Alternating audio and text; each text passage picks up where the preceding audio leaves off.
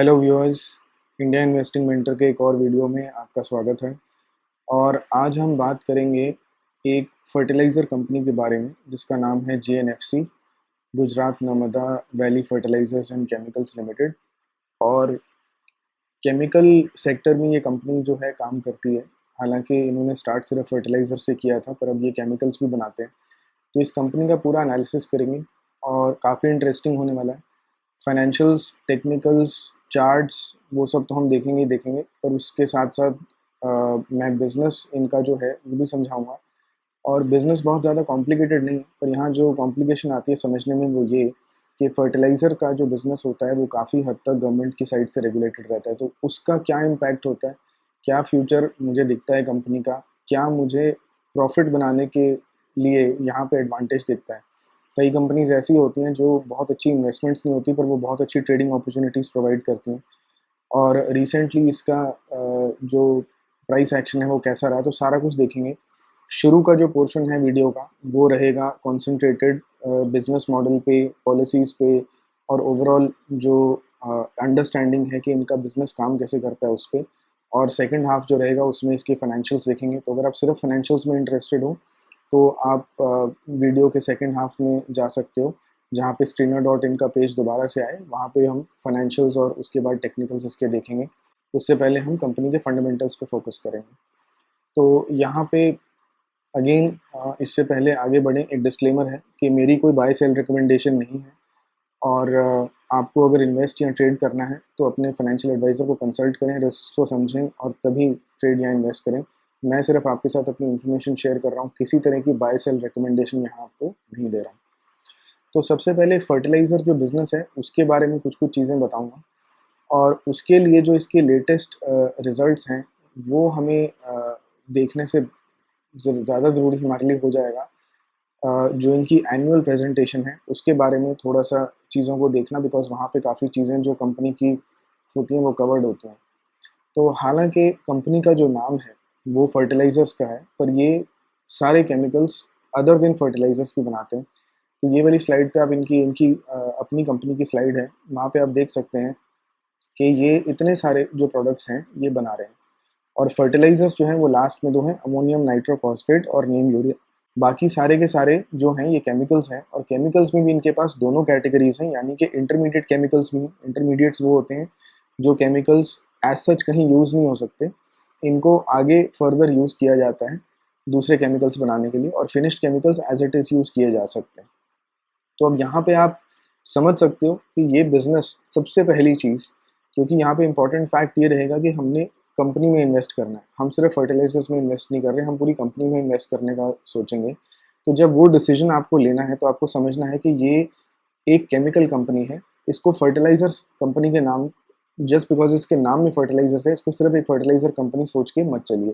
क्योंकि बहुत लोग ये गलती करते हैं कि उनको लगता है फर्टिलाइजर कंपनी है, एंड बहुत लोग दूर रहते हैं ऐसी कंपनी से, बिकॉज ये हैवीली रेगुलेटेड होता है। वो रेगुलेशंस का भी क्या इफेक्ट है मैं बताऊंगा, बट यहाँ पे आपको समझना है कि ये एक हाईली डिफरेंट मतलब कंपनी है, बिकॉज इनका केमिकल्स का और केमिकल्स का भी काम है अदर देन फर्टिलाइजर्स। तो ये आपके पास आ गया। अब थोड़ा सा आगे इनकी ही प्रेजेंटेशन में हम देखते हैं कि ये जो सारे केमिकल्स हैं, देखिए इनके टेक्नोलॉजी पार्टनर्स हैं, तो इनके इंटरनेशनल कंपनीज के साथ टाई अप्स भी हैं। और टेक्नोलॉजी पार्टनर का मतलब क्या होता है वो भी समझा देता हूँ। कि बहुत बार ऐसा होता है कि आप किसी कंपनी को एक्वायर नहीं करते, उनकी टेक्नोलॉजी को खरीदते नहीं हो, पर कोई और कंपनी आपको प्रोडक्ट बना के देती है और उसको आप बेचना अपने ब्रांड के अंडर शुरू कर देते हो। अब जैसे अभी इन्होंने एक नई टाइप का जो फर्टिलाइज़र है जिसको नैनो फर्टिलाइज़र कहा जाता है, उसको ये खुद बना नहीं रहे, यानी टेक्नोलॉजी ट्रांसफ़र इनके पास नहीं हुआ है। इसको उन्होंने जो है सिंपली कोई और कंपनी बना रही है, और उन्होंने अलाउ किया, उन्होंने राइट्स लिए हैं कि ये उसको अपने ब्रांड के अंदर सेल करेंगे। तो for all means and purposes इनके जो ब्रांड्स हैं, जो इनके प्रोडक्ट्स हैं, उनके अंदर एक और प्रोडक्ट जो है वो ऐड हो गया है। हालांकि उसकी मैन्युफैक्चरिंग और जो टेक्नोलॉजी है, जो मतलब उसकी ओनरशिप है, वो किसी और कंपनी के पास है। तो इनकी टेक्नोलॉजी पार्टनरशिप्स रहती हैं। और नैनो यूरिया जो है उसका डिफ्रेंसिएशन क्या है कि नॉर्मल जो फर्टिलाइज़र होता है वो आपको छिड़कना होता है मिट्टी में, यानी जो पौधे की जड़ होती है उसमें जाना चाहिए फर्टिलाइज़र। नैनो फर्टिलाइज़र जो है उसको इसलिए मार्केट में लाया गया क्योंकि ये कहा जाता है, ये माना जाता है बेसिकली कि जब प्लांट ग्रो कर जाता है एक लिमिट तक, उसके बाद जब फर्टिलाइज़र स्प्रे करते हैं तो ज़्यादातर फर्टिलाइज़र जो है वो पत्तों पे गिर जाता है और नीचे जड़ों में जो मिट्टी है उसमें फर्टिलाइज़र कम जाता है। तो नैनो फर्टिलाइज़र का फ़ायदा क्या है कि ये पत्तों से एब्ज़ॉर्ब होता है, ये इसको मिट्टी में डालने की ज़रूरत नहीं होती, ये लीव्स से, फ़ोलिएज जो है प्लांट की, उसमें से एब्ज़ॉर्ब हो जाता है। तो ये एक नए तरह का प्रोडक्ट है जो उन्होंने लॉन्च किया। तो ये जस्ट मैंने इसलिए बताया कि कंपनी के ऑलरेडी जो हैं एंड प्रोडक्ट्स तो अलग हैं ही हैं, जो फर्टिलाइज़र्स ये बनाते हैं, बट उसके अलावा इनका डाइवर्सिफ़िकेशन है केमिकल सेक्टर में। ये बहुत सारे और केमिकल्स बनाते हैं जो कि मार्केट में ये सेल कर सकते हैं। और यहाँ पे आप देख सकते हो इनका सिनर्जिस्टिक बिज़नेस मॉडल है।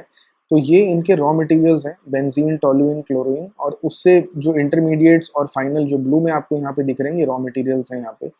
और ये सारे के सारे जो ग्रीन में आपको दिख रहे हैं, ये प्रोडक्ट्स हैं। तो यहाँ पे आप देख सकते हो कि ये इनका जो मॉडल है, इसमें ये सिर्फ फर्टिलाइज़र बनाने वाली कंपनी नहीं है, ये केमिकल कंपनी इसको माना जा सकता है। और फाइनली देखते हैं कि ये सारे प्रोडक्ट्स जो ऊपर हमने देखे, ये यूज़ कहाँ होते हैं। तो सिर्फ एग्रीकल्चर में इनके जो प्रोडक्ट्स हैं यूज़ नहीं हो रहे, ये केमिकल कंपनी की तरह मतलब बिहेव कर रही है कंपनी। तो यहाँ पे matrices, car seatings, adhesives, explosives, paints, मतलब हर जगह पे इनके प्रोडक्ट्स की यूटिलाइजेशन है। तो ये हमने प्रोडक्ट्स के एंगल से समझना था इसको। अब हम एक दूसरा एस्पेक्ट समझते हैं, और वो सबसे इम्पोर्टेंट चीज़ जो मैं आपको समझाऊंगा वो अब इनके फर्टिलाइज़र बिजनेस के बारे में। तो पहली चीज़ तो ये क्लियर कर दी कि चाहे कंपनी के नाम में फर्टिलाइज़र है, ये सिर्फ फर्टिलाइज़र बिजनेस में नहीं है, इनके अदर बिजनेसेस भी हैं, केमिकल बिजनेस में ये आते हैं। तो अब अगर फर्टिलाइज़र बिजनेस की हम बात करें, तो यहाँ पे आपको जो देखना पड़ेगा वो ये चीज़, ये वाली स्लाइड में, पिछली स्लाइड पे भी जाएंगे, पर यहाँ पे मैं एक चीज़ दिखाना चाहता हूँ आपको कि फर्टिलाइज़र्स को इंडिया में दो कैटेगरीज में बेसिकली बांटा जाता है।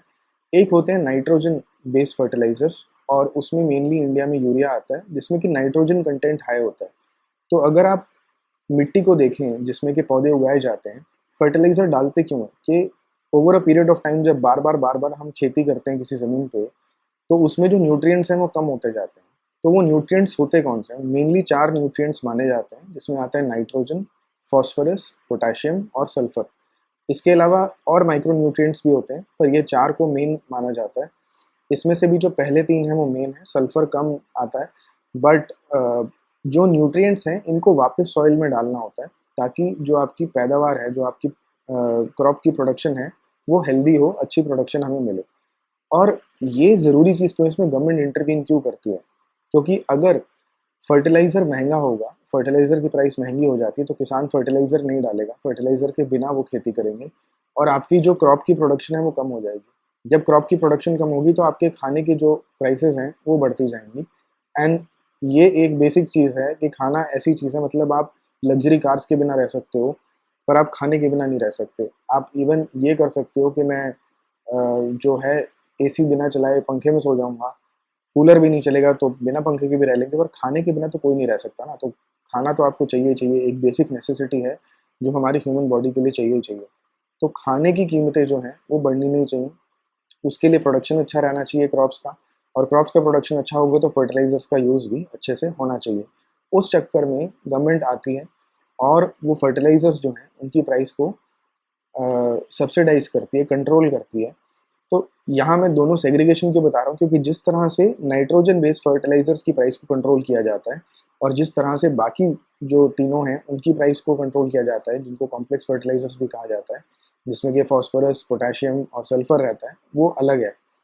तो नाइट्रोजन बेस्ड फर्टिलाइजर्स के लिए गवर्नमेंट ने क्या कर रखा है, गवर्नमेंट कहती है कि हम नाइट्रोजन बेस्ड फर्टिलाइजर, यानी यूरिया होती है मेनली इंडिया में, उसकी प्राइस को हम फिक्स कर देते हैं। यानी किसान जब खरीदने जाएगा तो उसको एक ही प्राइस पे फर्टिलाइज़र मिलता रहेगा। उसको चाहे प्रोडक्शन कॉस्ट ज़्यादा पड़ रही है, चाहे कम पड़ रही है, किसान को उस प्रोडक्शन कॉस्ट के बारे में वरी करने की ज़रूरत नहीं है। उनको जाके सिर्फ फर्टिलाइज़र को परचेज़ करना है। उनको वही तकरीबन 5600 पर टन की प्राइस होती है, तो उस रुपीज़ पे करेंगे और वहाँ से वो अपना फर्टिलाइज़र खरीद सकते हैं। अब सपोज़ करो मैन्युफैक्चरिंग कॉस्ट जो है वो 22-23 हज़ार रुपये पड़ रही है आपकी, पर आप मार्केट में वो किसान को बेच रहे हो सिर्फ 5600 में। तो ये जो डिफरेंस होता है अमाउंट का, इसको बोला जाता है सब्सिडी, जो गवर्नमेंट पे करती है। अब गवर्नमेंट किसको पे करेगी? गवर्नमेंट पे करती है मैन्युफैक्चरिंग कंपनी को। यानी जैसे जीएनएफसी जैसी कंपनी हो गई जो फर्टिलाइज़र बनाएगी, अगर इनका फर्टिलाइज़र बनाने का कॉस्ट जो है वो 20,000 रुपये है, पर किसान को फाइनली बेचा जा रहा है 5600 रुपीज़ में, जो तो डिफरेंस है 20,000 माइनस 5600 यानी 14,400 रुपये, ये सरकार जो है सब्सिडी पे करेगी मैन्युफैक्चरिंग कंपनी को। अब एग्जैक्ट अमाउंट नहीं पे किया जाता, गवर्नमेंट का ये भी इंसेंटिव होता है कि थोड़ा-सा हम एक्स्ट्रा पे करें ताकि जो ये कंपनीज़ हैं ये रीज़नेबल प्रॉफिट्स पे काम कर सकें। तो मेन चीज़ जो इनके बिज़नेस मॉडल में समझने की है, वो आपको ये समझना है कि गवर्नमेंट सब्सिडी देती है और फर्टिलाइज़र के बिज़नेस में आप प्रॉफिट्स अपनी मर्ज़ी से नहीं बना सकते। आप खुद समझो, जब आपको सरकार सब्सिडी दे रही है, तो सरकार अनलिमिटेड सब्सिडी तो देगी नहीं। अब एप्पल का जो आईफ़ोन है, एप्पल चाहे ₹300 का बनवाए, चाहे ₹200 का बनवाए, वो फ़ोन को 1200-1400 मैंने रुपीज़ बोल दिया, डॉलर्स में होगा। तो एप्पल चाहे फ़ोन को $200-300 में बनवाए, पर वो उसको $1400 में भी बेच देते हैं, राइट? तो उसका मतलब क्या है कि जितना महँगा वो बेचते हैं, उनकी जो प्राइसिंग है वो उनके हाथ में है, तो उनके मार्जिन्स उनके कंट्रोल में रहते हैं। यहाँ पे क्या हो रहा है, बेचने की प्राइस तो यूरिया की फिक्स्ड है और मैन्युफैक्चरिंग कॉस्ट जो होती है, वो आपको दिखानी पड़ती है। उसमें जो डिफरेंस होता है, वो गवर्नमेंट आपको देती है। तो वो डिफरेंस जितना आपकी मैन्युफैक्चरिंग कॉस्ट और सेलिंग प्राइस का है, गवर्नमेंट उस पे एक रीज़नेबल सिर्फ़ आपको इंसेंटिव देती है, यानी प्रॉफ़िट देती है। तो पहली चीज़, नंबर 1 सबसे इम्पोर्टेंट पॉइंट, फर्टिलाइज़र बिज़नेस में आपके जो मार्जिन्स हैं, जो आपके प्रॉफ़िट्स हैं, वो आपके कंट्रोल में नहीं रहते। आप कितना ही बेहतरीन प्रोडक्ट क्यों ना बना लो, आपका प्रोडक्ट जो है, अगर वो सब्सिडाइज़्ड है मार्केट में, तो आपको सिर्फ़ एक मिनिमम प्रॉफ़िट ही मिलेगा जो गवर्नमेंट आपको देगी। उससे ज़्यादा आप नहीं कमा सकते। अब यहाँ पे भी एक कैच है, गवर्नमेंट यहाँ पे भी छोड़ती नहीं है इनको। Government over a period of time इनको कहती है कि आप अपनी कॉस्ट को कम करो, क्योंकि गवर्नमेंट का क्या अप्रोच है कि उनको कम से कम सब्सिडी पे करनी है। अब वो सबसे कम सब्सिडी कैसे पे करेंगे? अगर जो कॉस्ट ऑफ मैन्युफैक्चरिंग है, उसको ये कंपनीज़ लगातार कम करती हैं। तो यहाँ पे क्या होता है, अगर ये कंपनीज़ अपनी कॉस्ट को कम नहीं करती हैं, अपनी टेक्नोलॉजी को इम्प्रूव करके, अपने प्लांट्स को अपग्रेड करके, तो वो इनको पेनलाइज़ करना शुरू कर देती हैं, यानी कि इनको जितना मार्जिन जो ऑलरेडी कम है, गवर्नमेंट का कंट्रोल्ड मार्जिन है, उससे भी कम मिलने लग जाता है। तो फर्टिलाइज़र बिज़नेस में आपको एक चीज़ का ध्यान रखना है कि अगर कोई कंपनी डाइवर्सिफ़ाइड नहीं है, अगर सिर्फ़ वो कंपनी फर्टिलाइज़र में मैन्युफैक्चरिंग में काम कर रही है, तो वो बिज़नेस मॉडल ज़्यादा रिस्की है। क्यों? क्योंकि रेगुलेटेड एनवायरनमेंट है, आपका प्राइस के ऊपर कंट्रोल नहीं है, आपको जो ऑलरेडी आप नुकसान पे सामान बेच रहे हो, उसकी सब्सिडी लेनी पड़ती है और अब सब्सिडी देखो मिलती कैसे है? उसके लिए अब जो सिस्टम है उसको डायरेक्ट बेनिफिट ट्रांसफ़र बोला जाता है, जिसमें होता क्या है कि किसान जाके दुकान से फर्टिलाइज़र खरीद लेगा और वहाँ पे किसान को अपना आधार नंबर और कौन-सा उसने फर्टिलाइज़र खरीदा है, वो सारी डिटेल्स प्रोवाइड करनी होती हैं। तो जब वो रिकॉर्ड में आता है कि एक्चुअली फर्टिलाइज़र बिक गया, तब गवर्नमेंट सब्सिडी रिलीज़ करती है, अमाउंट रिलीज़ करती है फर्टिलाइज़र कंपनीज़ को। तो आप सोचो, अगर आपने सामान आज बनाया तो आपने कॉस्ट तो आज इनकर कर ली और वो अगर बिकते-बिकते 2 महीने और लग गए, तो वो पैसा सरकार से 2 महीने बाद तो ट्रिगर होगा कि कोई खरीद चुका है तो आपको पेमेंट मिलनी है। सरकार उसके बाद हो सकता है 1 महीना 2 महीने और ले ले। तो आपने आज खर्चा किया बनाने का फर्टिलाइज़र का, पर आपको 4-5 महीने बाद पैसा वापस मिलेगा। तो इन कंपनीज़ की वर्किंग कैपिटल रिक्वायरमेंट जो है, वो भी बहुत हाई रहती है।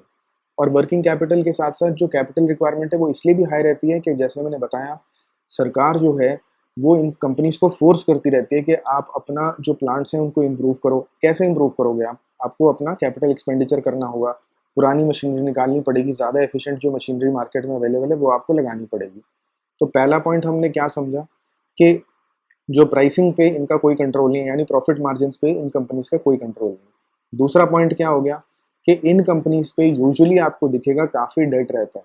डेट क्यों रहेगा? क्योंकि इनके पास 2 रीज़न्स हैं। एक, इनको ज़्यादा वर्किंग कैपिटल चाहिए, क्योंकि आज आप मैन्युफैक्चर कर रहे हो, पर वो पैसा आपको सरकार से कब मिलेगा? वो हो सकता है 2 महीने बाद मिले, वो हो सकता है 6 महीने बाद मिले।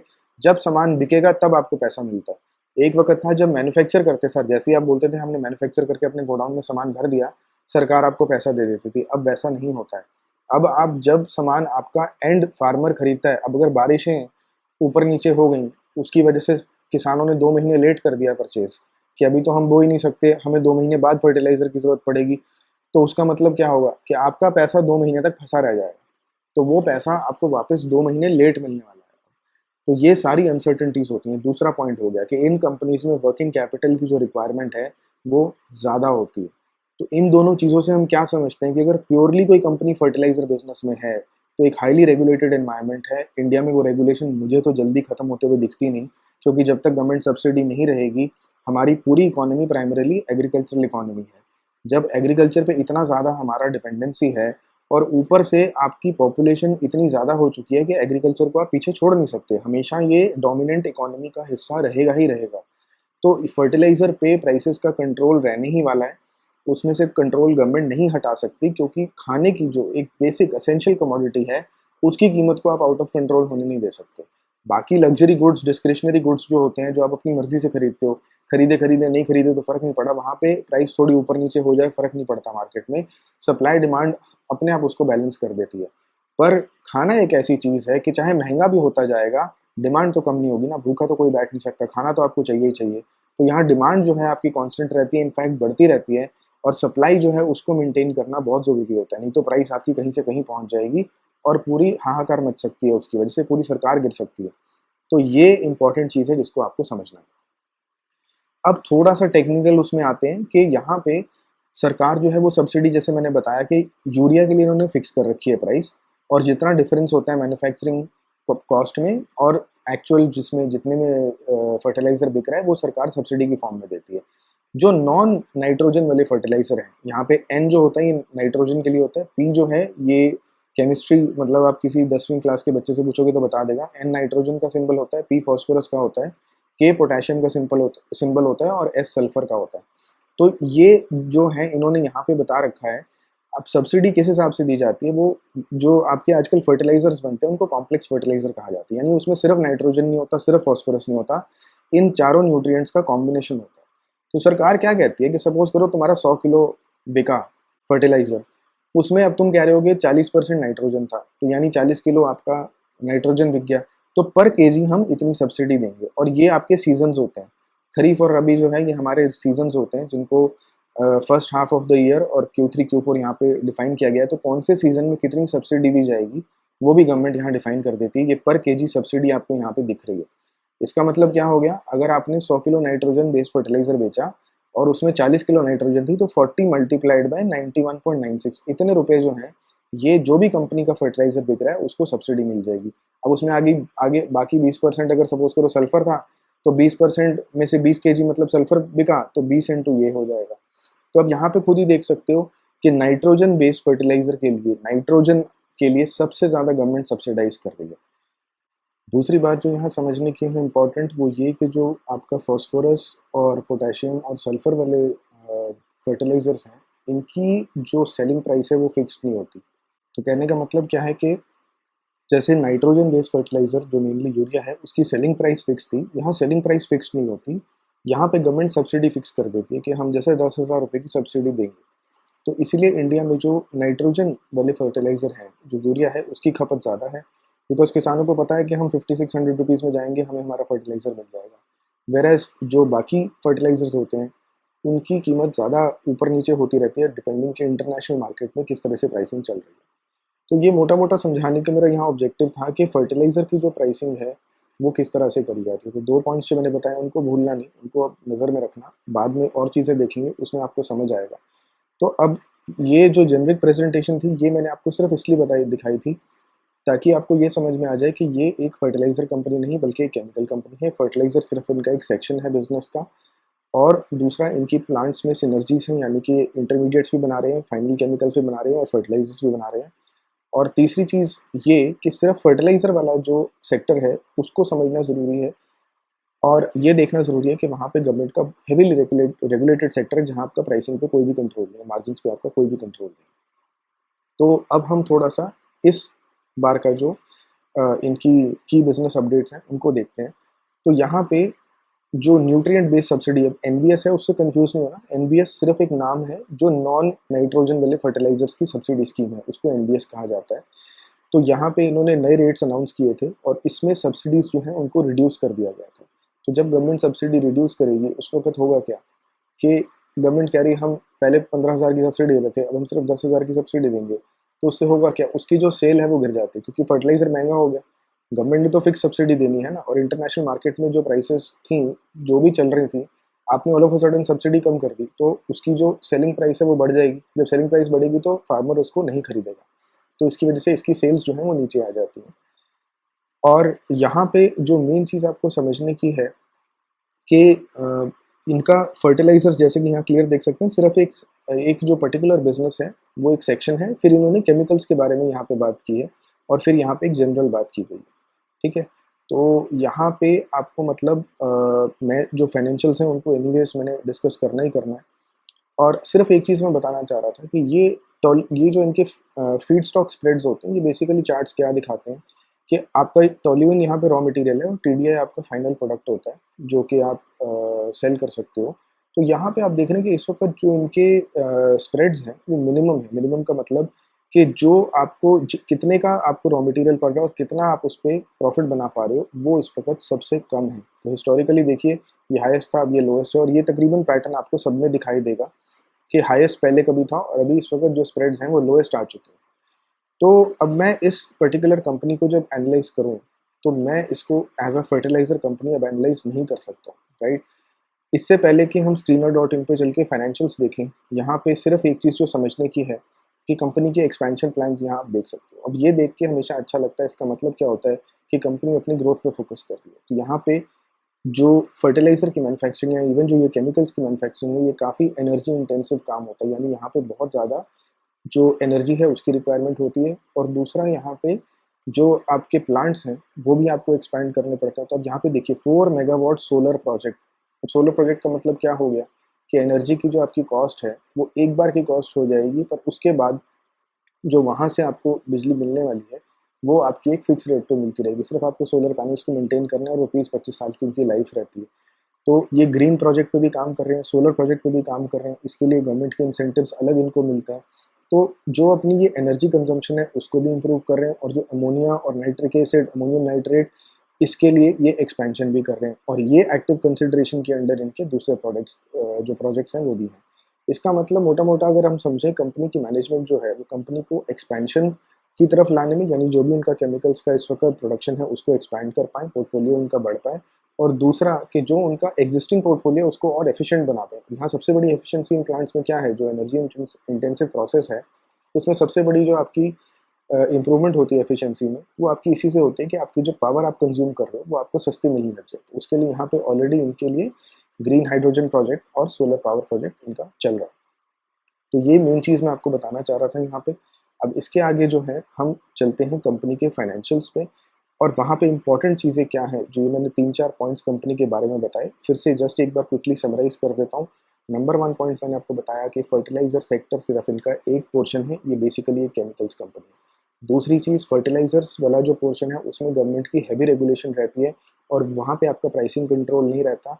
वहाँ पे आप प्रॉफिटेबल हो या नहीं हो वो सिर्फ एक चीज़ पे डिसाइड होगा कि आपकी मैन्युफैक्चरिंग कॉस्ट आप कितनी कम कर सकते हो, उस पर ये ऑलरेडी काम कर रहे हैं। तीसरा, इनके एक्सपेंशन प्लान्स यहाँ पे चल रहे हैं। एक्सपेंशन प्लान्स का मतलब मैनेजमेंट का फोकस है कंपनी को ग्रो करने में भी और कंपनी को ज़्यादा एफिशिएंट बनाने में भी।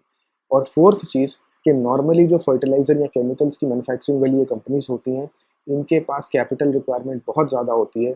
2 रीज़न्स मैंने बता दिए फर्टिलाइज़र्स के केस में, क्योंकि जो पैसा इनको सब्सिडी का मिलता है वो महीनों बाद हो सकता है, उसमें डिले आ सकता है बहुत ज़्यादा, जिस तरह से आजकल गवर्नमेंट ने सिस्टम बना रखा है उसकी वजह से। और जो वैसे भी मैन्युफैक्चरिंग है, जब आपको एनर्जी पावर प्लांट लगाना पड़ रहा है, जब आपको केमिकल प्लांट लगाने पड़ रहे हैं, तो वहाँ एक कैपिटल इंटेंसिव बिजनेस होता है जिसके लिए बहुत पैसा चाहिए। और अगर इनको फर्टिलाइज़र बिजनेस को ज़्यादा लॉस मेकिंग नहीं बनाना, कम लॉस मेकिंग बनाना है, या इवन उसको प्रॉफिटेबल बनाना है, तो इनको टेक्नोलॉजी जो वहाँ पे यूज़ हो रही है उसको कंटिन्यूसली अपग्रेड करने की ज़रूरत होती है। तो उसके लिए आपको अगेन पैसा चाहिए होता है। तो दोनों वजह से, वर्किंग कैपिटल रिक्वायरमेंट की वजह से भी, और नए प्लांट्स को, टेक्नोलॉजी, लेटेस्ट चीज़ को इम्प्लीमेंट करने से, एफिशिएंसी बढ़ाने के पर्सपेक्टिव से भी आपको ज़्यादा कैपिटल की रिक्वायरमेंट पड़ती है। तो हमने बिजनेस के जो मोटे मोटे एस्पेक्ट्स हैं उनको समझ लिया यहाँ पे। अब चलते हैं इसके फाइनेंशियल्स की तरफ। तो सबसे पहले जीएनएफसी का जब आप फाइनेंशियल्स देखते हो तो उसमें आपको एक चीज़ जो सीधे से सीधे स्ट्राइक करनी चाहिए वो है कि कंपनी के पास ज़ीरो डेट है, यानी कंपनी के पास कोई भी लोन नहीं है। और ये इंपॉर्टेंट क्यों चीज़ आ जाती है, ये इंपॉर्टेंट इसलिए आ जाती है, मैंने अभी आपको बताया कि अगर फर्टिलाइज़र कंपनी है, केमिकल कंपनी है, उनके ऊपर डेट ज़्यादा रहता है। क्यों ज़्यादा रहता है? क्योंकि उन्हें पावर प्लांट्स लगाने हैं, उन्हें बाकी केमिकल फैसिलिटीज़ लगानी है, एक्सपेंशन करना है।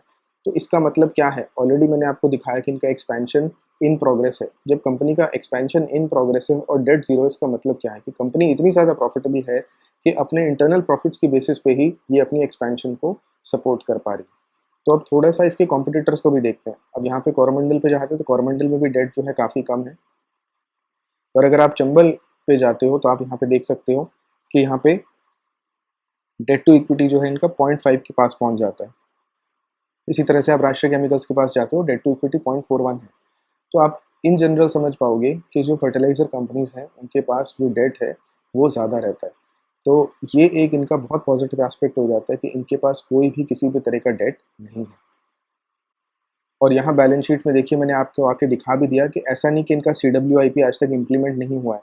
इन्होंने अपने एक्सपेंशन प्लान्स बना भी रखे हैं। इस वक्त भी 186 करोड़ जो हैं वो CWIP में लगे हुए हैं, और ये सारे का सारा इंटरनल प्रॉफिट से सोर्स किया जा रहा है। और अभी इनकी रिसेंट जो कॉन्फ्रेंस थी उनमें भी इन्होंने क्लियर बोला कि जितने भी एक्सपेंशन प्लान्स हैं उसमें कोई ही इनको ये अभी नहीं दिखता है कि इनको किसी तरह का कर्जा यानी बोरोइंग लेने की ज़रूरत पड़ी। तो वो एक बहुत ही अच्छी चीज़ होती है कि कंपनी जो है ग्रो कर पा रही है, कंपनी अपनी एफिशिएंसी को इम्प्रूव कर पा रही है, पर उसको कोई लोन नहीं लेना पड़ता। दूसरा आते हैं इसकी बुक वैल्यू की तरफ। बुक वैल्यू अगर आपने मेरे पीछे वीडियोस कोई भी देखे तो मैंने आपको बार बार बताया है कि जितने पैसे कंपनी हर बार कमा के नेट प्रॉफिट उनके पास बचता है डिविडेंड्स देने के बाद, वो पैसे जमा होते रहते हैं जो उनकी सरप्लस बन जाती है, रिजर्व्स प्लस सरप्लस होती हैं, और उसको बोला जाता है बुक वैल्यू। ये वो पैसा है जो over a period of time company ने इकट्ठा करा है, और जितने भी शेयर होल्डर्स हैं ये बेसिकली उनका पैसा होता है। अब मैं ये कह सकता हूँ इनके पास डेट जीरो है, तो ये सारे का सारा पैसा शेयर होल्डर्स का पैसा है। तो यहाँ पे आपको देखते सार समझ आएगा कि बुक वैल्यू प्राइस से इस वक्त ज़्यादा है। यानी आप 544 रुपीज़ पे करके अगर एक शेयर खरीदते हो तो उसके बदले में आपको ऐसी एसेट्स मिल रही हैं जिनकी आज की वैल्यूएशन जो है, बुक वैल्यू है, वो 579 है। तो आप खुद समझ सकते हो कंपनी काफ़ी ज़्यादा अंडर वैल्यू है। आप जो इन्वेस्ट कर रहे हो, कंपनी के पास इतने रिजर्व्स हैं जिसकी वैल्यू 579 है, पर आप कंपनी का एक शेयर खरीद कितने में पा रहे हो? 544 रुपीज़ में। तो ये वैल्यूएशन मैट्रिक के फॉर्म में बहुत ही अच्छा है। अब यही चीज़ हम बाकी कंपनीज कॉम्पिटिटर्स की भी चेक करते हैं। तो कोरोमंडल इंटरनेशनल पे चलते हैं। देखिए कोरोमंडल इंटरनेशनल में आप 1065 रुपीज़ पे कर रहे हो और आपको बुक वैल्यू सिर्फ 269 रुपीज़ की मिल रही है। तो यहाँ पे बुक वैल्यू, मतलब मैंने आपको जो GNFC का बताया वो मच मच बेटर है। चंबल फर्टिलाइजर्स पे जाते हैं, सेम चीज़, आप पे करते हैं 266, बुक वैल्यू आपको सिर्फ 170 की मिलती है, और उसमें से इतना तो इनका लोन है। अगर लोन माइनस करने पे आओगे, डेट टू इक्विटी का मतलब क्या होता है? इसको आप इक्विटी कह सकते हो, शेयर होल्डर इक्विटी है ये। डेट टू इक्विटी का मतलब क्या होता है कि जितना ये है 170 रुपये पर शेयर, अगर इनके पास अपनी इक्विटी है तो उसमें से 48%, यानी कि इसका ऑलमोस्ट हाफ 85 रुपीज़ तो इनको कर्जा ही चुकाना है। तो इनके पास अपनी नेट इक्विटी कितनी बची? वो बचेगी 85 रुपीज़, और 85 से भी कम बचेगी, बिकॉज ये जो 170 है ये सारी कैश की फॉर्म में तो होती नहीं ना। इसमें से बहुत सारी चीज़ें जो हैं वो होंगी आपकी प्लांट्स मशीनरी की फॉर्म में। उसको अगर बेचने जाओगे, लिक्विडेट करने जाओगे, तो पूरा जो आपने जितने का खरीदा होता है उतना पैसा थोड़ी मिलता है। आपने उस पर डेप्रिसिएशन हो चुकी होती है, पुराना सामान हो चुका होता है। तो सिर्फ कैश होता है या इन्वेस्टमेंट्स होती हैं जिनको आप फेस वैल्यू पे ले सकते हो कि जितना कैश है, कैश तो कैश ही रहेगा। अगर आपने शेयर्स खरीदे थे और शेयर्स गिरे नहीं है, वो इन्वेस्टमेंट्स आपकी प्राइस में बढ़ गई हैं, तो वो उतना ही रहेगा, वो आपकी वैल्यू एग्जैक्ट होती है। पर यहाँ पे आप समझ सकते हो कि आपको बुक वैल्यू बहुत कम मिल रही है क्योंकि आपके पास लोन भी है। और राष्ट्रीय केमिकल्स पे जाते हैं तो यहाँ पे भी आप सेम चीज़ देख सकते हो कि प्राइस 113 है और बुक वैल्यू 83.2 है, और साथ में आपके पास डेट है। तो ये चारों कंपनीज को अगर मैं बुक वैल्यू की बेसिस पे भी देखूं, मतलब हमने डेट टू इक्विटी तो देख ही लिया कि बिल्कुल जीरो है, चारों कंपनीज में बेस्ट है, और अगर मैं बुक वैल्यू की फॉर्म में देखूं तो भी ये बेस्ट बुक वैल्यू आपको देती है। अब तीसरे पैरामीटर पे आते हैं जो है price to earnings. Price to earnings भी अब चारों कंपनीज का एक बार देख लेते हैं। तो यहाँ पे आपको 8.63 का प्राइस टू अर्निंग्स मिलेगा, और ये मैं एक चीज़ बता देता हूँ, ये रिड्यूस प्राइस टू अर्निंग्स है क्योंकि रिसेंट क्वार्टर इनका जो है उसमें बहुत ही बुरे रिजल्ट्स इनके पास हैं, और इसीलिए शेयर प्राइस अभी बहुत शार्पली करेक्ट हुआ है। तो यहाँ पे आप देख सकते हो कि रिसेंट क्वार्टर में सिर्फ 85 करोड़ का इन्होंने प्रॉफिट दिया है। देखिए उससे पहले 300 करोड़, 250 300 करोड़ का कंपनी प्रॉफिट दे रही थी पर क्वार्टर। इस क्वार्टर में वो घट के सिर्फ 1/4 85 करोड़ पे आके रह गया है। तो इसकी वजह से जो ट्रेलिंग 12 मंथ्स का प्राइस टू अर्निंग है वो गिर जाता है, और वो गिरने के बाद वो प्राइस टू अर्निंग बढ़ जाता है। प्राइस टू अर्निंग बढ़ने के बाद यानी अर्निंग्स जो है वो गिर गई तो पी बढ़ जाएगा। यहाँ पे आप स्पाइक भी देख सकते हो कि अगर मैं पी का ग्राफ दिखाता हूँ तो पी आपका इंक्रीज हो गया, एकदम शूट हो गया। यहाँ पे इसलिए इंक्रीज हुआ है क्योंकि अर्निंग्स इमीडिएटली नीचे आ गई। क्यों आई वो भी समझेंगे बाद में। अर्निंग्स एक क्वार्टर में नीचे आई, उसकी वजह से पी बढ़ा, बढ़ने के बाद ये 8.63 पे पहुंचा। मेन चीज़ नोट करने की है, यहाँ पे शूट अप हो चुका है और उसके बाद 8.63 पे पहुंचा है। अब बाकी कंपनीज का देखते हैं, यहाँ ऑलरेडी 15.6 है। और क्या देखते हैं यहाँ पे पीई इनका शूटअप हुआ है, तो आप देख सकते हो पीई रिलेटिवली बहुत कम शूटअप हुआ है इनका। और ये शूटअप किस वजह से हुआ है, इसलिए नहीं कि अर्निंग्स गिर गई हैं, इसलिए हुआ है कि यहाँ पे आपका जो प्राइस है कंपनी का वो बढ़ गया है, शेयर प्राइस ऊपर चला गया है। वेरस अगर हम जीएनएफसी की बात करेंगे तो जीएनएफसी में जो प्राइस है वो इमीडिएटली नीचे गिरी है, यहाँ पे नीचे गिर रही है प्राइस, आप देख सकते हैं क्लियर। तो अब चंबल फर्टिलाइजर्स पे चलते हैं, यहाँ पे देखिए पीई 10.7 है और राष्ट्रीय केमिकल्स पे देखते हैं तो यहाँ पीई 9.73 है। यानी एक खराब क्वार्टर आने के बाद जब पीई इंक्रीज हो चुका है उसके बाद भी ये पीई इसका लोएस्ट पे है, लोएस्ट पे इसका पीई यहाँ पे हमारे पास 8.63 में चल रहा है। और यहाँ पे अगर मैं नीचे पीयर्स में देखूँ, क्योंकि ये केमिकल कंपनी है तो इसको केमिकल कंपनी माना जा सकता है, इनका सिर्फ फर्टिलाइजर एक one of the segments business segments है। तो अब पी देखते हैं केमिकल कंपनीज का, 93, 35, 105, 46, 26, 37, सिर्फ टाटा केमिकल्स जो है वो नीचे है और ये उससे भी सस्ता है इसको। तो अब आप खुद सोचो कि जब कंपनी एक खराब क्वार्टर से गुजर रही है और वो खराब पी बढ़ने के बाद भी सबसे सस्ता है केमिकल्स में भी और फर्टिलाइजर्स में भी, तो हम ये भी कंक्लूड कर सकते हैं कि पी के फॉर्म में भी ये कंपनी इस वक्त सारे रिलेटिव कंपनीज में से बेटर ऑप्शन है। तो हमने तीनों चीज़ें देख ली, प्राइस टू अर्निंग भी देख लिया, प्राइस टू बुक वैल्यू भी देख लिया और साथ में हमने डेट टू इक्विटी भी देख लिया। तीनों रिस्पेक्ट्स में ये कंपनी मैंने जितने एग्जाम्पल्स दिए उनमें से बेस्ट है। यानी वैल्यूएशन वाइज, बिजनेस मॉडल तो हम देख चुके हैं, वैल्यूएशन वाइज ये कंपनी काफ़ी ज़्यादा चीप है इस वक्त। अब आते हैं मेन चीज़ पे कि जो अब ये इमीडिएटली प्राइस गिरी है, अब यहाँ पे 5 ईयर की जगह मैं कर देता हूँ 1 ईयर का चार्ट, बल्कि 1 ईयर की जगह 6 मंथ्स कर देता हूँ, क्योंकि ये जो डिप है ना ये मैं समझाना चाह रहा हूँ। मैंने 1 मंथ कर दिया समझाने के लिए कि अभी कुछ दिन पहले 1 अगस्त को, यानी कि अब से जो है 10-12 दिन पहले ये कंपनी 608 रुपये पे ट्रेड कर रही थी। अब ऐसा क्या हो गया कि ऑल ऑफ अ सडन 608 से ये कंपनी 540 पे आ गई, 10% प्राइस नीचे क्यों गिरी है एक सेकंड में। तो वो समझने का रीज़न क्लियर कट है, मैं ऑलरेडी बता भी चुका हूँ कि आप यहाँ पे अगर इसके क्वार्टरली रिजल्ट्स देखोगे तो कंपनी अच्छा खासा परफॉर्म कर रही थी, 334 करोड़ से प्रॉफिट 85 पे आ गया। और अब आप इसको ऊपर अगर ट्रैक करोगे तो आप देखोगे कि जो इनकी सेल्स थी वो वैसे ही थोड़ी सी नीचे आई थी। तो ये इतना सेल्स में ऊपर नीचे चलता है क्योंकि ये फार्मर्स की डिमांड पे रहता है कि केमिकल्स जो डिमांड पे रहता है कि कोई मार्केट में खरीद रहा है कि नहीं खरीद रहा है। पर जून में इमीडिएटली नीचे गिरा, अब इसका रीज़न क्या है? अगर कोई रीज़न जाके समझता तो उन्हें समझ आ जाता कि ये जो प्रॉफिट है, प्रॉफिट रिड्यूस ज़रूर हुए हैं, पर ये जो रिडक्शन है प्रॉफिट में, ये डेफिनेटली बिल्कुल ही गलत रिडक्शन है, इसको नहीं काउंट करना चाहिए। और उसका रीज़न है कि इनके 2 प्लांट्स में से जो एक प्लांट था वो शटडाउन में था। तो पूरे 32 के 35 डेज़ का इन्होंने बताया है कि शटडाउन था, यानी 90 डेज़ का जो क्वार्टर होता है आपका, एक क्वार्टर के पीरियड में से जो 35 डेज़ है वो प्लांट आपका शटडाउन में रहा है। और आपको मैंने इनका वो डायग्राम दिखाया था, अगर आपको ज़रा सा भी मैन्युफैक्चरिंग का एक्सपीरियंस है, आपको समझ है, तो आप ये चीज़ समझ सकते हो कि जब इस तरह के प्लांट्स में मैन्युफैक्चरिंग होती है, जो मैंने आपको पहले दिखाया था, आई थिंक इस वाली प्रेजेंटेशन में था, कि इस तरह से जब सिनर्जिस्टिक मॉडल होता है तो आप सिर्फ एक प्लांट को शट डाउन करते हो। पर आप देखो, अब जैसे यहाँ पे ANP प्लांट अगर शट डाउन होता है तो आपको बाकी जो प्लांट्स इसके अंदर सामान भेज रहे हैं उनको भी शट डाउन करना पड़ेगा। तो ये जब सिनर्जिस्टिक मॉडल बनाया जाता है, इसका जब तक प्लांट ऑपरेशनल है तो प्रॉफिट भी बहुत ज़्यादा रहता है क्योंकि आपको बेनिफिट मिलता है सिनर्जी का।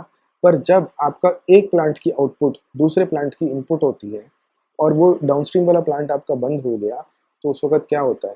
उस वक़्त आपके पास एक प्रॉब्लम खड़ी हो जाती है कि आपको अपस्ट्रीम वाला प्लांट भी बंद करना पड़ता है, क्योंकि अगर ये आप प्रोडक्ट प्रोड्यूस करता रहेगा उसको आप कंज्यूम कहाँ करोगे? स्टोरेज तो होती नहीं है ना इतनी कि पूरे महीने भर का सामान जो लाइव मैन्युफैक्चरिंग में यूज़ हो रहा था, अब आपने प्लांट बंद कर दिया तो उसको स्टोर कहाँ करोगे? स्टोर नहीं किया जा सकता है।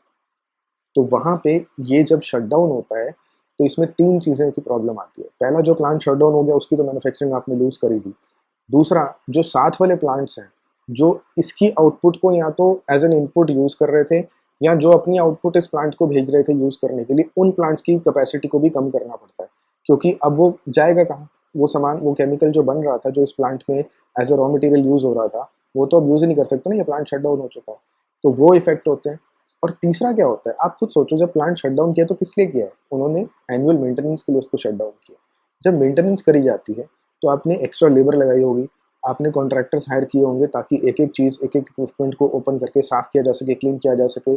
जो चीज़ें रिप्लेस करने वाली होती हैं, जैसे गैस्केट्स हैं, जो भी पार्ट्स हैं, जो जिनकी इंस्पेक्शन होनी होती है, वो सारा चीज़ आप करते हो ना, तो उस पर क्या खर्चा नहीं होगा।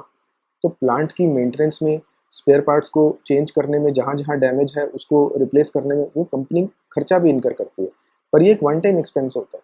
तो यहाँ पे इन्होंने जो बताया है कि एक प्लांट इनका साल में ये एक बार शट डाउन करते हैं मेंटेनेंस के लिए, दूसरा जो प्लांट है वो 2 साल में एक बार करते हैं, और मोस्टली ये 2 साल में एक बार शट डाउन करने का इनका वो है, कोशिश रहती है।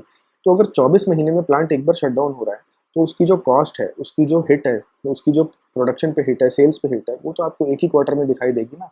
अब अगले 24 महीने में से ये एक क्वार्टर में शट डाउन हो गया, तो अगले जो क्वार्टर्स आएंगे, 3 से 4 5 क्वार्टर्स आएंगे, उसमें तो दोबारा शट डाउन नहीं होने वाला, तो ये डिप आपको नहीं देखने को मिलेगी।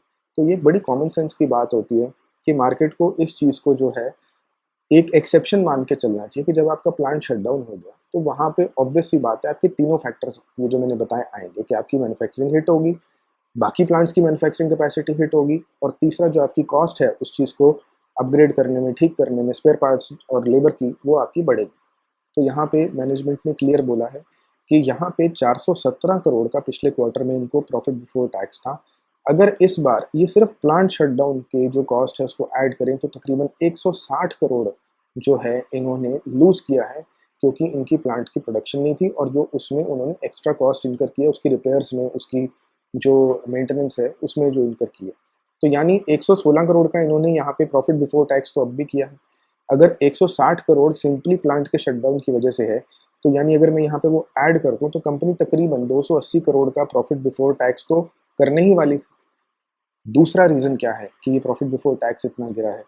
वो गिरा है बिकॉज़ केमिकल्स, आप किसी अभी इस वक़्त किसी भी केमिकल कंपनी को देख लो, चाहे वो आरती इंडस्ट्रीज़ देख लो, एसआरएफ देख लो, दीपक नाइट्रेट देख लो, ये ए1 कंपनीज़ हैं सारी की सारी, और सब कंपनीज़ में आप देखोगे कि गिरावट है। क्यों है? क्योंकि एक मैक्रो ट्रेंड चल रहा है। केमिकल इंडस्ट्री, जो केमिकल सेक्टर है पूरा, वो नीचे आया हुआ है, और अभी हमने समझा कि ये कंपनी बिल्कुल ही प्योरली मैन्युफैक्चरिंग, जो फर्टिलाइज़र कंपनी है, नहीं है, ये केमिकल्स कंपनी है। तो जो केमिकल सेक्टर के साथ हो रहा है वो तो इस कंपनी के साथ इन जनरल होना ही होना है ना। तो उसकी वजह से जो बाकी के केमिकल्स की प्रोडक्शन अवेलेबल भी थी, जो मैं कह रहा हूँ रिड्यूस्ड होती है, वो सारे प्लांट्स कभी भी मेरे एक्सपीरियंस में फुल कैपेसिटी पे ऑपरेशनल नहीं होते जब आपका ऐसा सिनर्जी वाला मॉडल हो कि एक प्लांट की जो केमिकल आउटपुट है वो आप दूसरी प्लांट में फीड कर रहे हो। अगर बीच का कोई भी प्लांट शट डाउन होगा तो वहाँ पे प्रॉब्लम आएगी आएगी।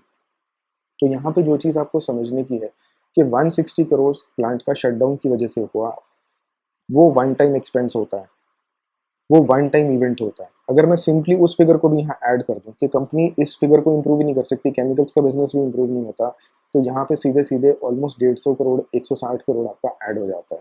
यानी कंपनी यहाँ पे कम से कम 280 करोड़ का प्रॉफिट देगी। साल का प्रॉफिट कितना हो जाएगा? 1000 करोड़ से ऊपर। 1000 करोड़ से ऊपर अगर प्रॉफिट होता है और कंपनी का मार्केट कैप 8000 करोड़ है, तो तब भी इस कंपनी का पीई जो है वो 8 से नीचे रहने वाला है। और आप अभी देख चुके हो कि 8 से नीचे किसी भी कंपनी का पीई नहीं है। ना कोरोमंडल इंटरनेशनल का पीई 8 से नीचे था, ना चंबल फर्टिलाइजर का है, ना राशिया केमिकल्स का है। और मोस्टली आप बाकी केमिकल कंपनीज या फर्टिलाइजर कंपनीज को देखोगे तो ये पीई आपको नहीं मिलने वाला। दूसरा बेनिफिट हमने यहाँ ऑलरेडी रिकग्नाइज कर लिया, कंपनी के पास कोई डेट नहीं है, कंपनी अपने सारे एक्सपेंशन जो हैं उसको अपनी एग्जिस्टिंग कमाई की बेसिस पे कर सकती है।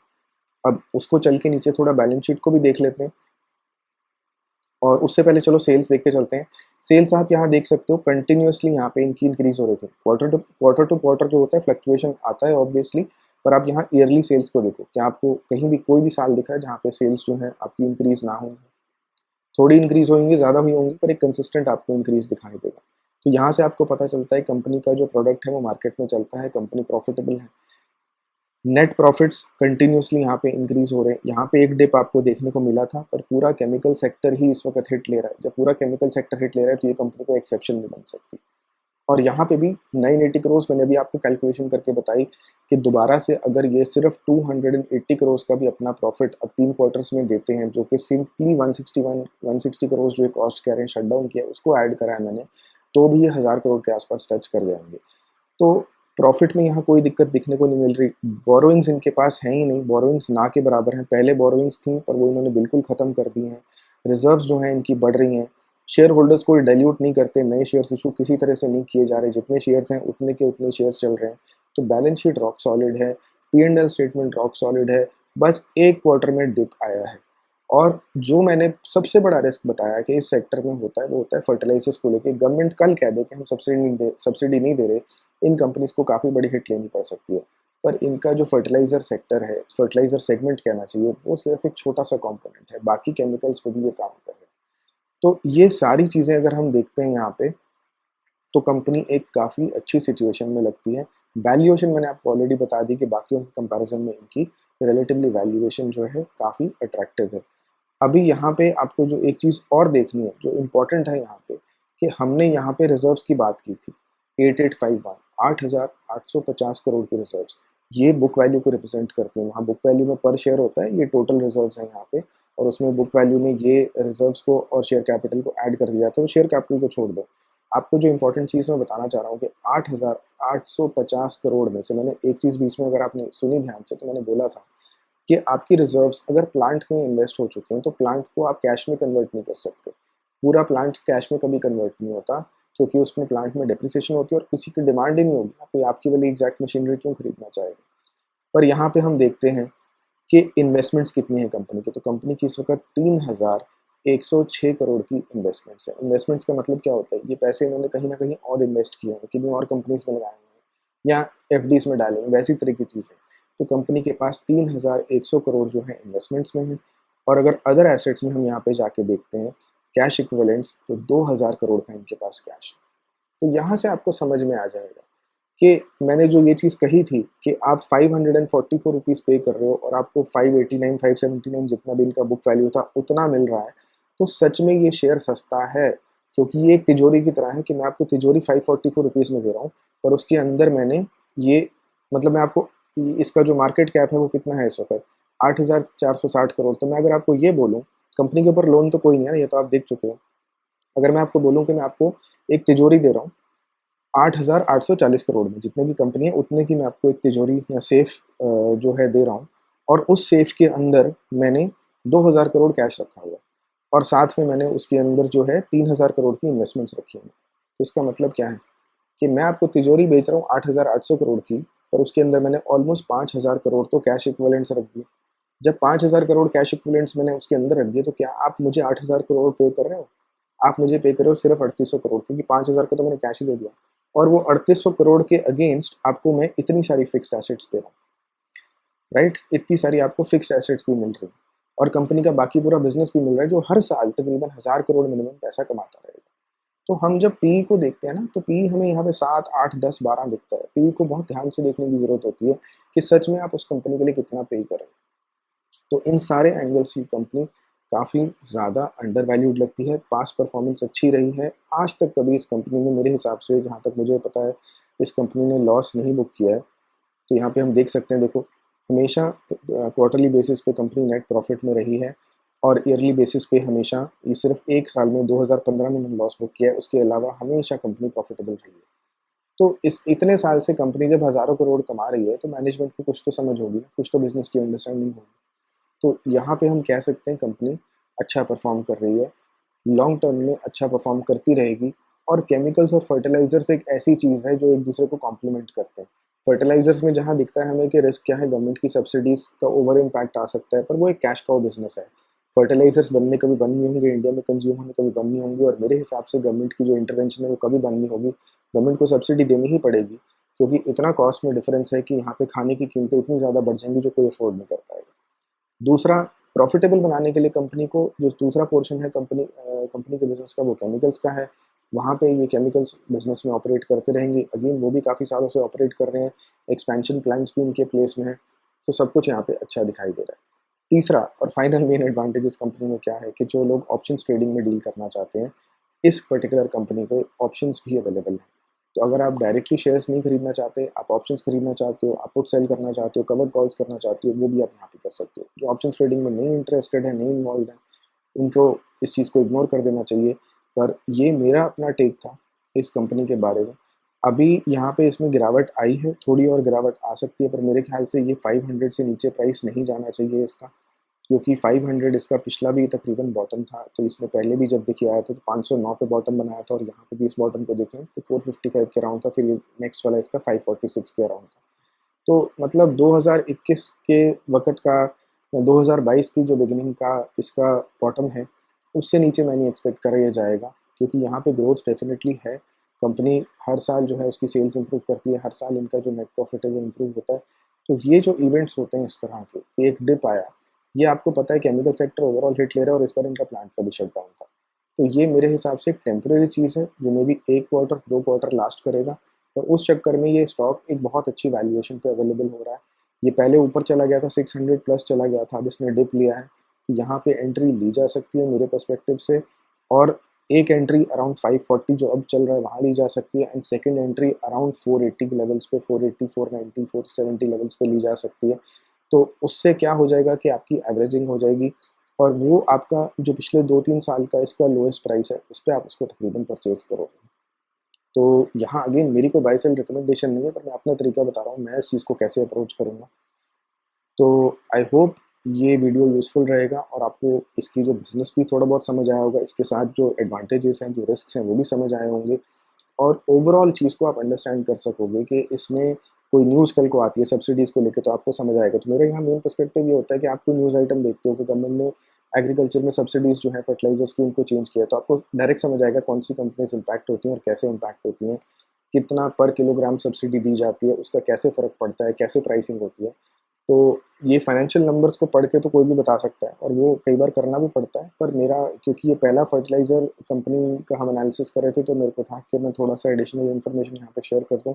उस चक्कर में वीडियो थोड़ा लंबा हो जाता है, पर जैसे मैंने बताया अगर आप सिर्फ फाइनेंशियल्स देखना चाहते हो तो सेकंड हाफ में स्किप कर जाया करो।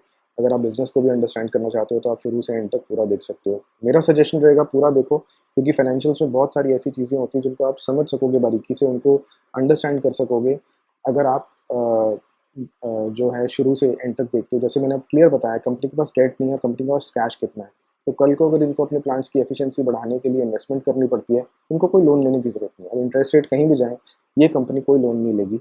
ये अपने इंटरनल रिसोर्सेज को, इंटरनल रिजर्व्स को यूज़ करके अपनी एक्सपेंशंस को पूरा-पूरा जो है ये इम्प्लीमेंट कर सकती है। तो होपफुली ये वीडियो अच्छा लगा होगा। फ्रेंड्स, फैमिली और अपने व्हाट्सएप ग्रुप्स, इंस्टाग्राम ग्रुप्स में जैसे मेरी हमेशा रिक्वेस्ट रहती है, प्लीज़ शेयर कीजिए अगर आपको ये अच्छा लगा। लाइक ज़रूर करो वीडियो को, कमेंट ज़रूर करो। चाहे आपको सिर्फ वीडियो अच्छा लगा, जो आपका एक लाइनर कमेंट होता है वो बहुत मोटिवेट करता है, क्योंकि एक फीडबैक मिलता रहता है कि जो मैं कर रहा हूँ वो किसी को अच्छा लग रहा है। अगर कोई इंप्रूवमेंट के लिए सजेशंस है वो भी बताइए, और कोई रिक्वेस्ट है वो भी कमेंट्स में लिखिए। मैंने अभी तक टारगेट किया है कि मैंने किसी भी कमेंट को ऐसा नहीं है जिसको मैंने रिप्लाई ना किया हो, और मेरी पूरी कोशिश रहेगी कि वो मैं अपना जो एक रिकॉर्ड है उसको बना के रखूँ जहाँ तक मेरे से हो सकेगा। और आपसे मिलेंगे नेक्स्ट वीडियो में। आपके वक्त के लिए बहुत बहुत